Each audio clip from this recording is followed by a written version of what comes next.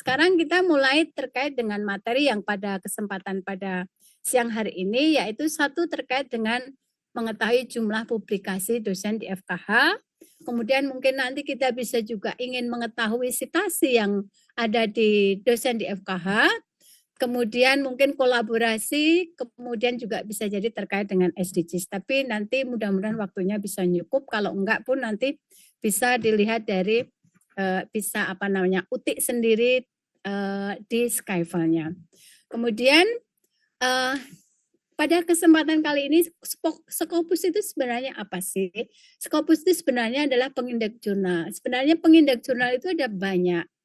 Ada Google Scholar, ada DOAJ, ada PubMed, ada WOS, Web of Science, kemudian ada juga Scopus dan lain-lainnya. Banyak. Nah, pada kesempatan kali ini kami akan sampaikan terkait dengan Scopus.